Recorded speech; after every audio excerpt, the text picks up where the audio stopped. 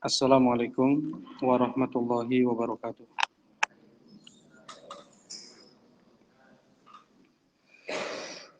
Alhamdulillah wassalatu wassalamu ala Rasulillah. Asyhadu an la ilaha illallah wahdahu la syarikalah wa asyhadu anna Muhammadan abduhu wa rasuluh sallallahu alaihi wa ala alihi wa sahbihi wa sallama tasliman katsira amma ba'd. Qala Allah Ta'ala fil Qur'anil Karim, ya ayyuhalladzina amanu taqullaha wal tanzur nafsum ma qaddamat lighad wattaqullaha innallaha khabirum bima ta'malun. Alhamdulillah, nuwasil insyaallah darsana min kitab Sahih Muslim lil Imam Abil Husain Muhammad Muslim Ibn Hajjaj Al-Qushairi An-Naisaburi rahimahullah. Kita melanjutkan kajian kitab Sahih Muslim yang ditulis oleh Al-Imam Abul Husain Muslim Ibn Hajjaj Al-Qushairi An-Naisaburi rahimahullahu ta'ala. Beliau anak didik Al-Imam Al-Bukhari rahimahullah, sampai dikatakan oleh para ulama, laulal Bukhari lama raha Muslim. Kalaulah bukan karena sebab Al-Imamul Bukhari, tidak ada Imam Muslim itu. Dan Al-Imam Muslim rahimahullahu ta'ala, beliau berkata kepada Al-Imam Al-Bukhari rahimahullahu ta'ala, da'ni uqabbil qadamaika ya ustadz al-ustadzin wa ya tabib al-muhaddithin. Biarkan aku mencium kedua kakimu, wahai ustadz para ustadz dan tabib untuk seluruh ahli hadis. Maksudnya Al-Imam Muslim rahimahullahu ta'ala di sini sangat memuliakan sang guru, yaitu Al-Imam Al-Bukhari rahimahullahu ta'ala. Nah, Al-Imam Muslim rahimahullahu ta'ala, beliau sampai mengatakan seseorang yang mempunyai umur 200 tahun sekalipun untuk mendalami atau untuk memilah hadis Nabi sallallahu alaihi wasallam, dia tidak akan lebih daripada apa yang sudah kubuat, yaitu Sahih Muslim ini.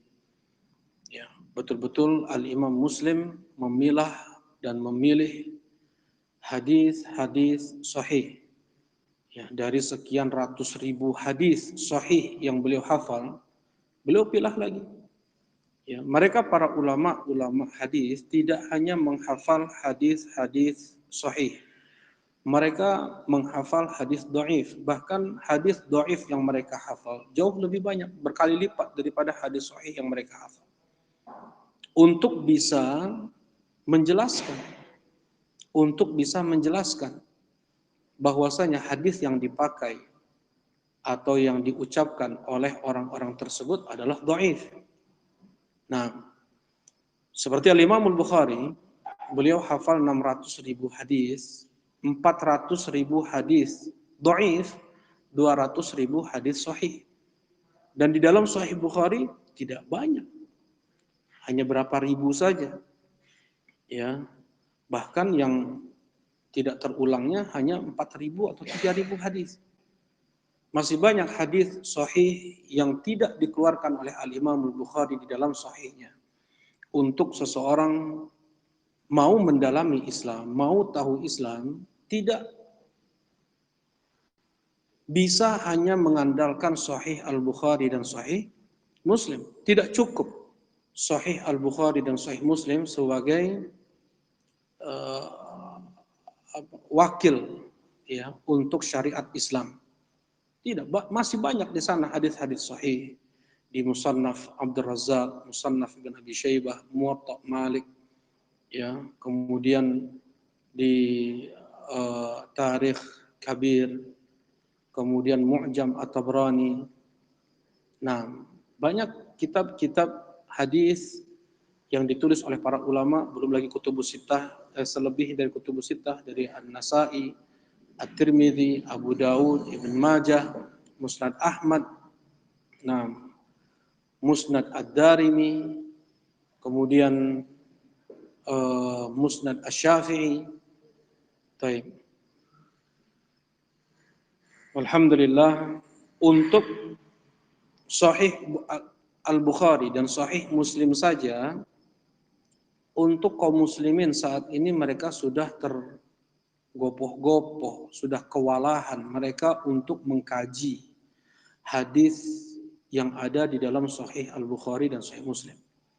Ya. Bagaimana dengan hadis-hadis sahih lainnya? Ya, terlebih Al-Imam Al-Albani rahimahullahu taala, beliau telah memilah silsilah hadis sahihah. Al-Imam Al-Wadi'i rahimahullahu taala As-Sahih Musnad, As-Sahih Al-Musnad mimma laysa fi sahihain. Baik. Jadi masih banyak lagi PR kita untuk mengenal Islam. Jauh kita atau jauh ilmu kita untuk mengetahui apa yang dibawa oleh Nabi Shallallahu Alaihi Wasallam. Nah, qala al-Imam An-Nawawi rahimahullah, jadi bab yang ada di dalam Sahih Muslim itu bukan al-Imam Muslim yang membuatnya, tetapi Al-Qadi Iyad. Al-Qadi Iyad. Kitab yang kita pakai adalah Al-Minhaj, Manhaj. Ya, kumpulan atau Al-Minhaj. Apa sih arti manhaj? At-Tariq Al-Wadih. Manhaj adalah jalan yang jelas. Itu manhaj. Seseorang jelas hendaknya dia dalam berwudu seperti apa, sholat seperti apa, zakat, puasa, haji.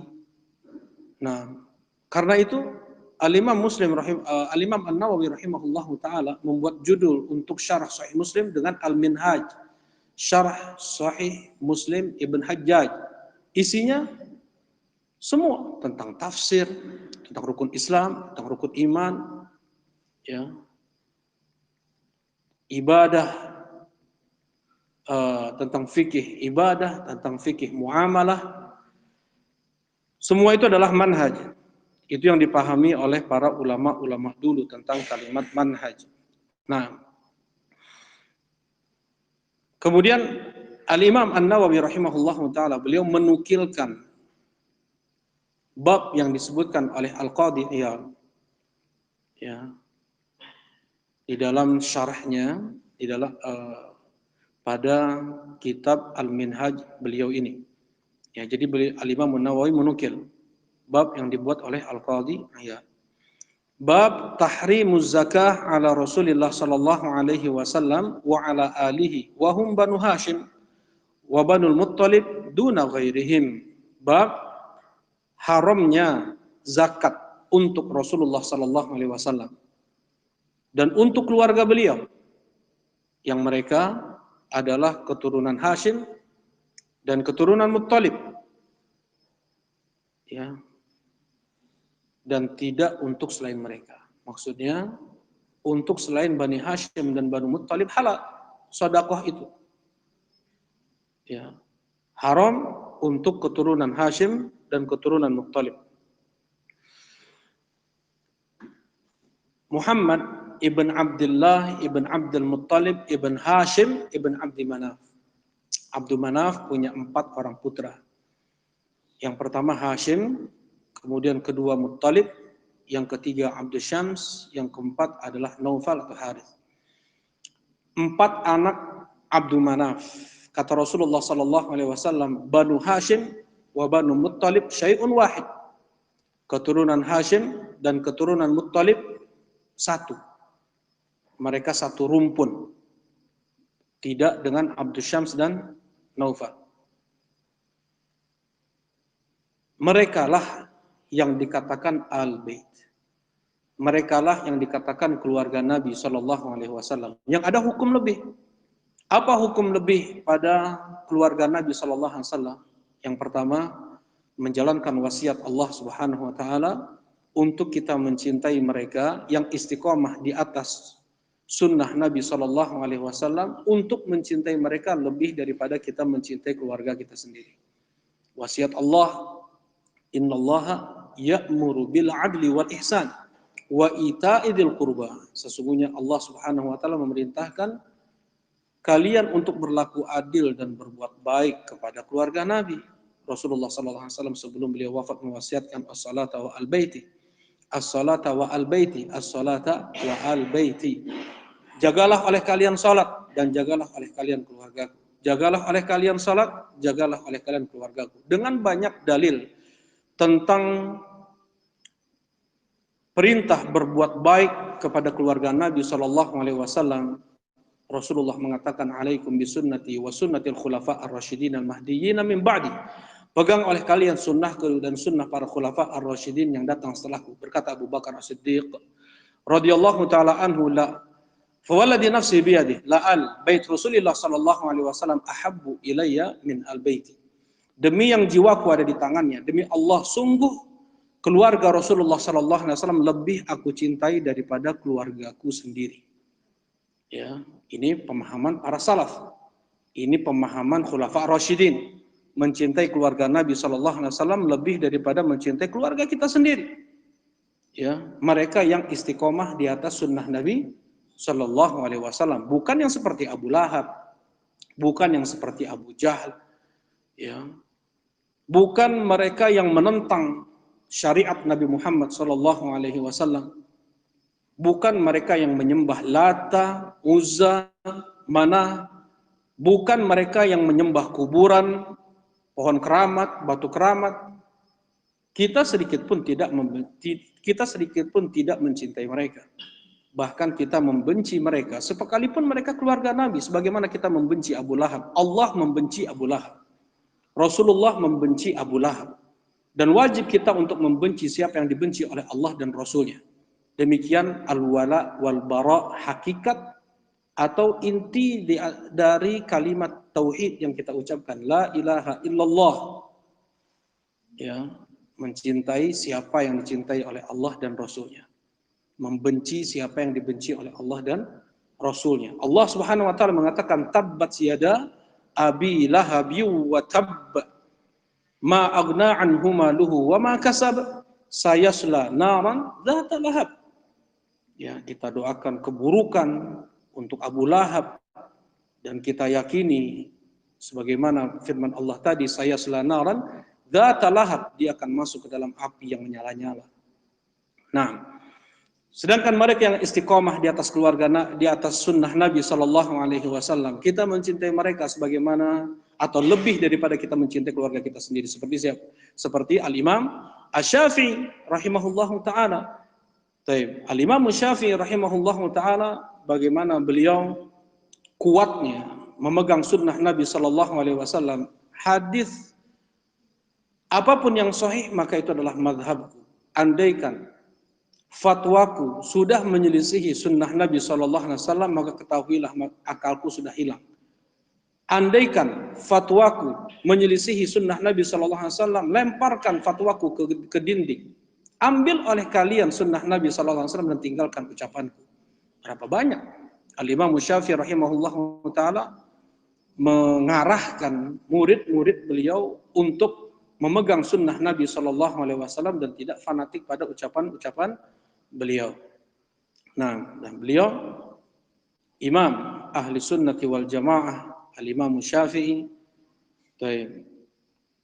Kenapa kok keluarga Banu Hashim dan Banu Muttalib itu adalah keluarga yang dikatakan keluarga Nabi sallallahu alaihi wasallam? Yang ini adalah tarjih dari Al-Imam Syafi'i rahimahullahu taala. Ya, madhab Al-Imam Syafi'i rahimahullahu ta'ala, demikian pula Al-Imam Malik rahimahullahu ta'ala, dan ulama, kebanyakan ulama Syafi'iyah, kebanyakan ulama Hanafiyah, bahwasanya keluarga Nabi itu adalah Banu Hashim wa Banu Muttalib. Dalilnya, nah, adalah tadi, inna Bani Hashim wa Bani Muttalib syai'un wahid. Sesungguhnya keturunan Hashim dan keturunan Muttalib itu satu. Wa qasama bainahum sahm dzawil qurba, dan Rasulullah sallallahu alaihi wasallam membagi saham keluarga Nabi, ya, saham keluarga Nabi dalam ghanimah, dalam fai. Dalam ghanimah, dalam fai ada saham untuk keluarga Nabi, ya kan? Ada saham untuk keluarga Nabi dan Rasulullah bagikan itu kepada Banu Hashim dan Banu Muttalib. Jelas ini insyaallah, dan ini adalah yang rajih. Ini adalah yang rajih. Siapa itu keluarga Nabi? Mereka adalah keturunan Muttalib dan keturunan Hashim. Kalau dari keturunan Hashim hanya keturunan Ali bin Abi Thalib, keturunan Ja'far bin Abi Thalib, keturunan Aqil ibn Abi Thalib, dan satu lagi siapa? Siapa? Muslim. Ali bin Abi Thalib, Ja'far bin Abi Thalib, Aqil, nah, Abbas. Yang satu lagi adalah Abbas ibn Abdul Muttalib. Ya, 4 keluarga dari keturunan Hashim, sedangkan dari keturunan Muttalib mereka banyak, dan diantaranya adalah Al-Imam Asy-Syafi'i. Al-Imam Asy-Syafi'i beliau Al-Muttalibi, beliau bukan Hashimi. Nama beliau Muhammad ibn Idris. Asy-Syafi'i nisbat kepada kakek beliau yang bernama Syafi' ibn Sa'id, yang bernama Syafi' ibn Sa'id, yang Sa'ib ini masih menjadi pemuda di zaman Nabi SAW, bahkan ikut perang Badar, ya, beliau bersama orang-orang Quraisy pada saat itu, kemudian tertangkap oleh kaum muslimin. Sa'ib, kakek buyut dari Imam Syafi'i, tertangkap oleh kaum muslimin, kemudian minta ditebus dengan harta. Setelah ditebus, kemudian masuk Islam. Kalau masuk Islam, Sa'ib pada saat itu langsung dibebaskan, tapi Sa'ib ingin memberikan harta untuk kaum muslimin. Tebus saja aku dulu. Kemudian beliau masuk Islam. Kenapa? Engkau tidak langsung mengucapkan syahadat saja agar tidak sampai ditebus? Kata Sa'ib, aku ingin hartaku bermanfaat untuk kaum muslimin. Ya. Nah, anaknya adalah Syafi'. Anaknya adalah Syafi', dan kepada Syafi' lah bernisbat Muhammad ibn Idris Asy-Syafi'i tadi. Nah, ya, baik.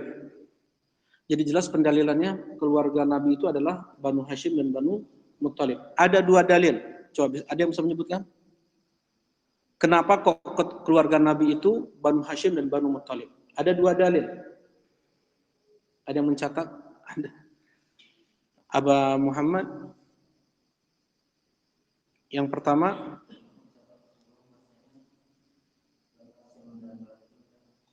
nah, itu jelas. Kemudian yang kedua,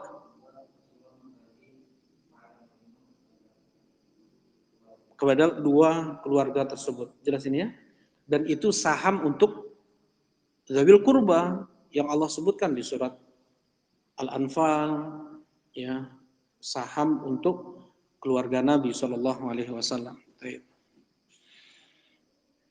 Karena nanti ini banyak khilaf di sini disebutkan nih oleh Al-Imam Nawawi rahimahullahu taala. Ada yang mengatakan, sebagian ulama, bahwasanya keluarga Nabi itu adalah Quraisy semuanya.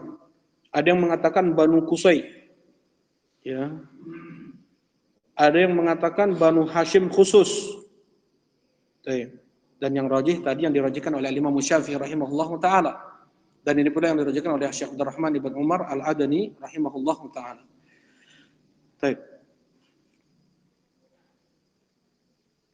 Diharamkan zakat untuk Rasulullah sallallahu alaihi wasallam dan untuk keluarga beliau, ya. Untuk Rasulullah dan keluarga beliau. Sedekah apapun masuk dalam kategori sedekah adalah zakat. Zakat masuk dalam kategori sedekah. Innamas shadaqatu lil fuqara wal masakin wal 'amilina 'alaiha wal mu'allafati qulubuhum wa fir riqab wal gharimin wa fi sabilillah wa bis sabil. Allah Subhanahu wa taala menyebut zakat dengan kalimat sedekah. Khudh min amwalihim shadaqatan tutahhiruhum wa tuzakkihim biha. Ambillah dari mereka zakatnya. Allah menggunakan kalimat sedekah di sini. Ya.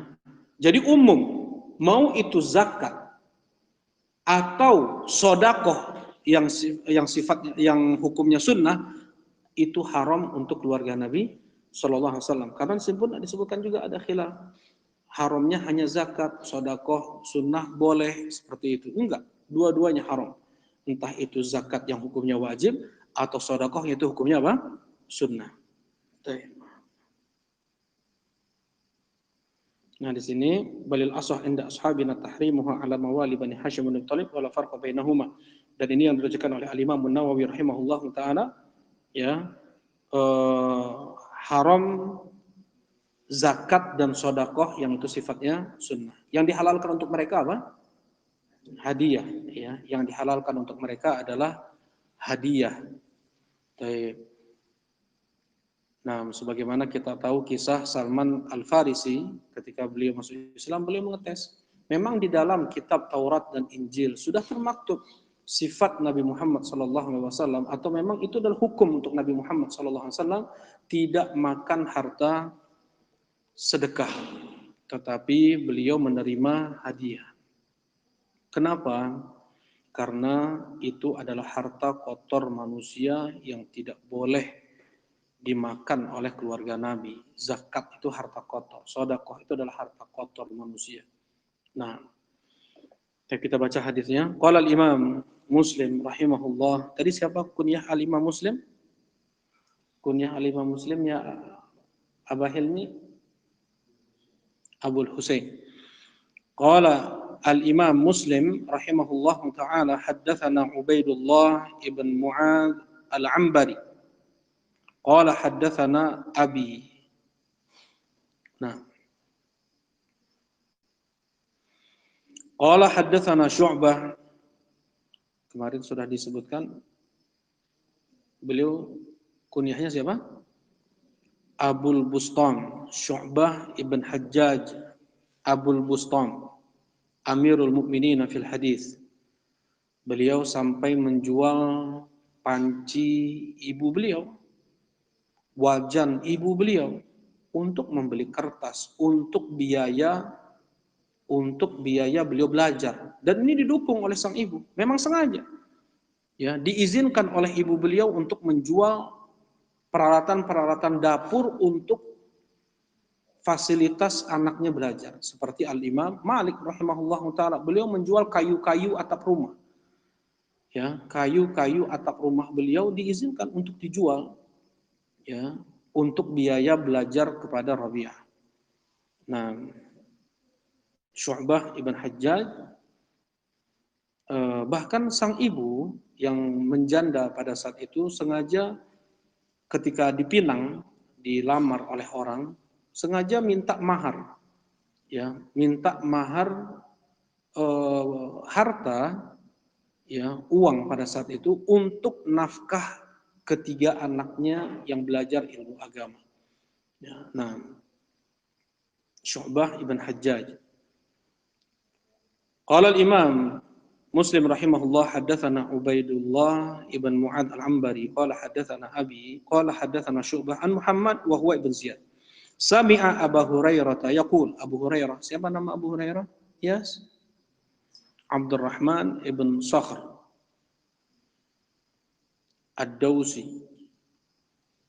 Suku Daus punya Ka'bah tandingan. Apa nama Ka'bahnya? Apa nama Ka'bah suku Daus? Dzul Khulasah. Namanya Dzul Khulasah. Rasulullah sallallahu alaihi wasallam mengutus Jarir ibn Abdullah untuk menghancurkan Dzul Khulasah. Dihancurkan oleh Jarir bin Abdullah, ya. Dan kata Rasulullah sallallahu alaihi wasallam tidak akan terjadi hari kiamat sampai nanti Dzul Khulasah kembali ditawafi oleh wanita-wanita suku Daus. Tidak akan terjadi hari kiamat. Sampai nanti kembali Dzul Khulasah itu dibangun, kemudian didatangi, ditawafi oleh orang-orang, oleh wanita-wanita suku Daus. Itu kata Nabi Muhammad SAW. Bagaimana tidak? La taqumus sa'ah hatta ta'bud fi'am min ummati al-awthan. Tidak akan terjadi hari kiamat sampai kebanyakan dari umatku itu mereka menyembah kembali berhala. Fi'am, bukan fi'ah. Bukan fi'ah kelompok-kelompok kecil, enggak. Fi'am, mayoritas. Mayoritas itu fi'am. Ya. Tidak akan terjadi hari kiamat sampai kebanyakan umatku mereka menyembah berhala, ta'bud al-awsan. Apa di antara wasan? Kuburan. Kuburan. Rasulullah mengatakan, Allahumma la taj'al qabri wasanan tu'bad. Ya Allah, jangan engkau jadikan kuburanku sebagai wasan, sebagai berhala yang disembah. Ya, banyak yang menyembah berhala, banyak menyembah kuburan. Baik. La tutruni kama atratin nasara Isa bin Maryam innama ana 'abdun faqulu 'abdullahi wa rasuluh. Jangan kalian berlebih-lebihan terhadapku sebagaimana orang-orang Nasara mereka telah berlebih-lebihan terhadap Isa ibnu Maryam. Sesungguhnya aku ini hanyalah seorang hamba, maka katakanlah hamba Allah dan Rasulnya. Andaikan Rasulullah tidak pantas beliau atau tidak ada hak beliau untuk disembah, maka selain beliau lebih tidak pantas lagi. Selain beliau lebih tidak pantas lagi dari kalangan makhluk. Yang berhak hanya yang berhak untuk disembah hanya Rabbul Alamin, yang mencipta alam semesta ini, yang mengatur alam semesta ini. Ya. Nah, yang tidak ada yang dapat mencipta alam semesta kecuali hanya Allah. Kalau di sana ada yang bisa mencipta alam semesta selain Allah, boleh disembah. Gitu ya. Kalau seandainya di sana ada yang bisa mencipta alam semesta selain Allah, kata Allah boleh disembah. Allah Subhanahu wa taala mengatakan, "Qul in kana lirrahmani waladun fa ana awwalul 'abidin." Katakan kepada mereka yang Muhammad, andaikan Allah punya anak yang bisa mencipta alam semesta. Anak Allah punya kuasa seperti kuasa Allah. Bisa mencipta alam semesta, maka aku adalah orang pertama yang menyembah anak Allah itu. Katakan pada mereka yang Muhammad. Itu kata Allah Subhanahu wa taala. Qul in kana lirrahmani waladun fa ana awwalul 'abidin. Tapi memang enggak ada yang bisa mencipta alam semesta kecuali hanya Allah Subhanahu wa taala. Yang tidak bisa mencipta alam semesta tidak pantas untuk dijadikan Tuhan. Ya. Sekarang banyak orang menyembah benda yang dipahat, menyembah benda yang dibuat terlebih dahulu, ya, atau menyembah nabi yang tidur, yang makan.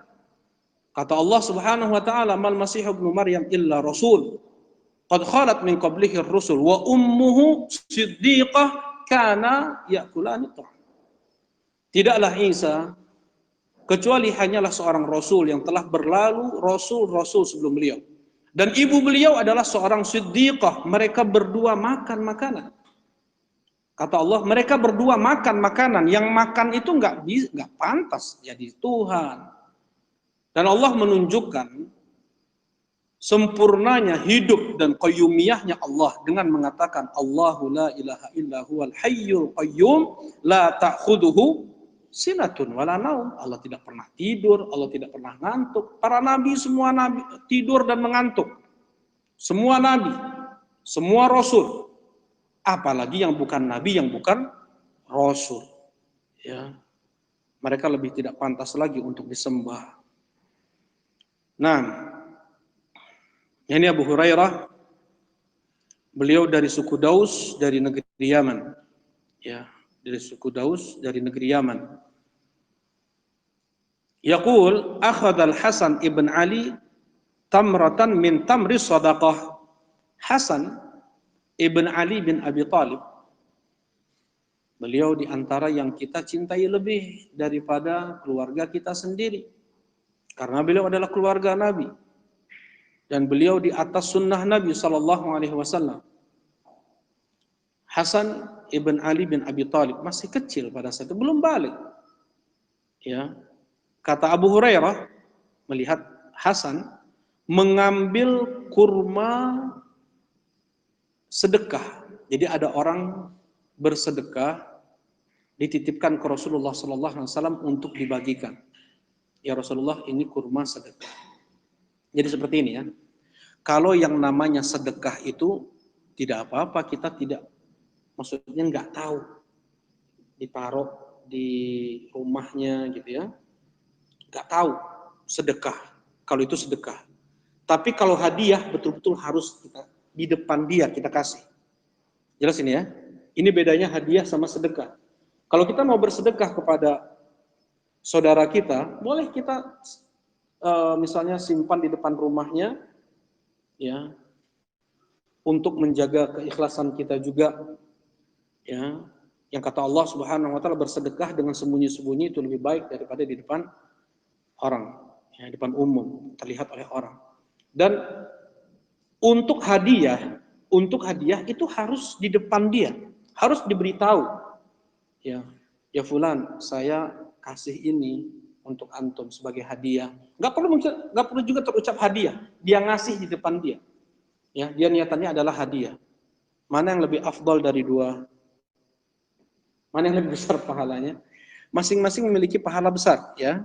Sedekah, kata Rasulullah SAW, ar-rajul tahta dhilli sadaqatihi yaumil qiyamah.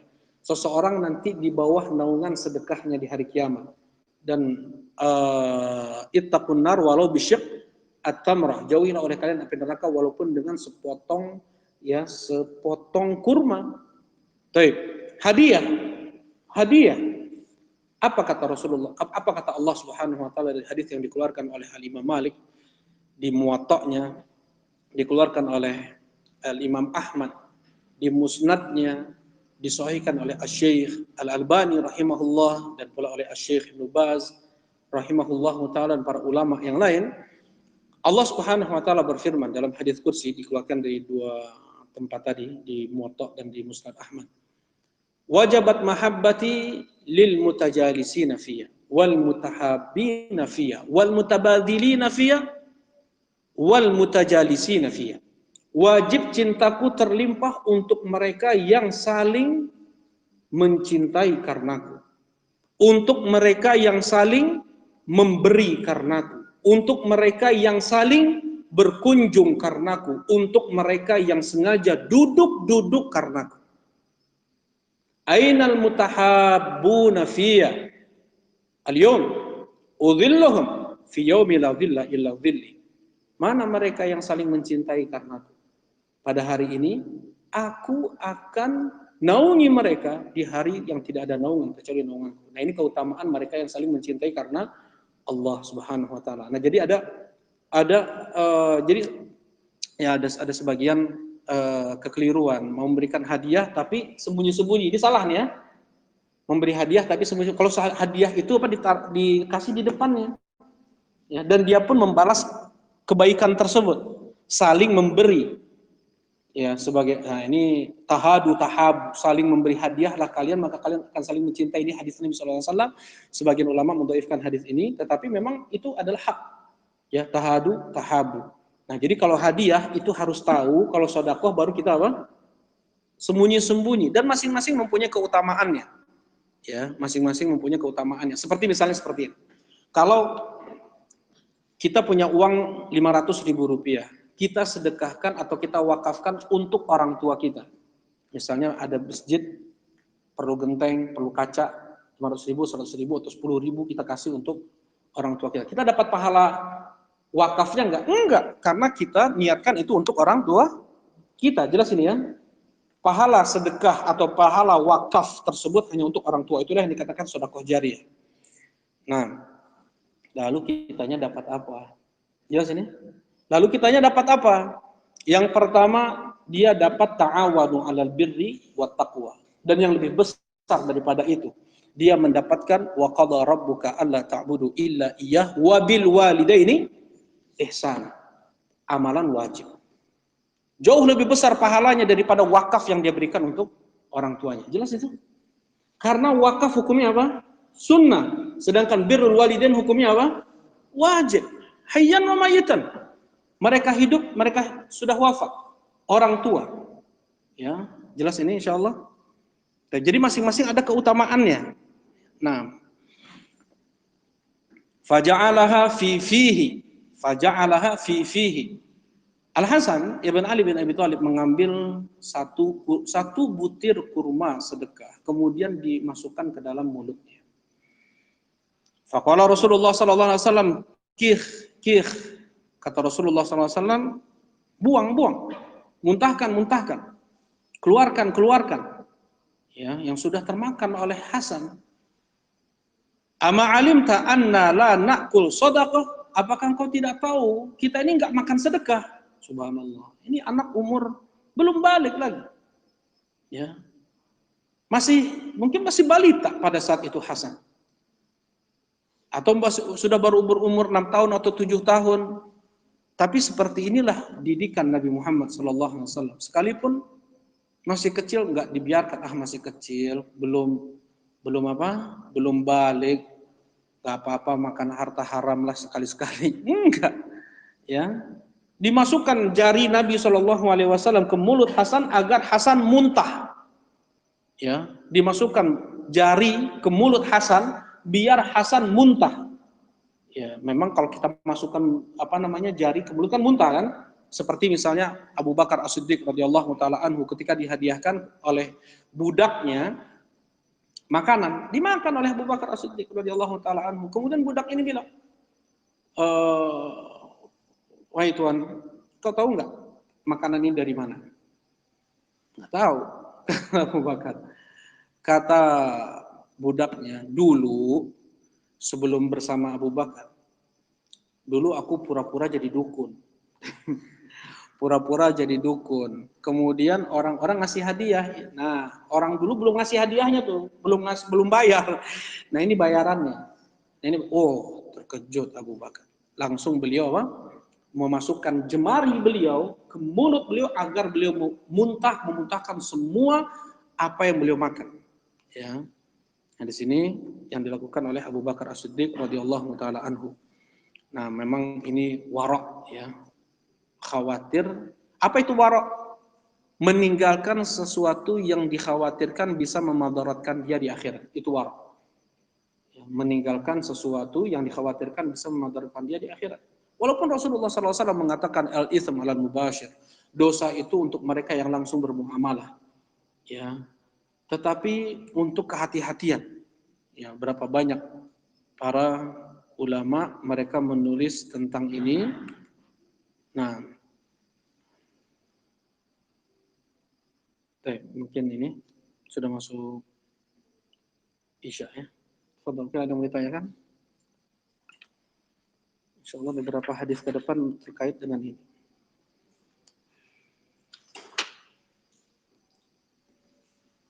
Fadhal, hal min soal? Ada? Baik. Kita cukupkan kajian kita pada malam hari ini. Subhanakallahumma rabbana wa bihamdika asyhadu an la ilaha illa anta astaghfiruka wa atubu ilaik. Assalamualaikum warahmatullahi wabarakatuh.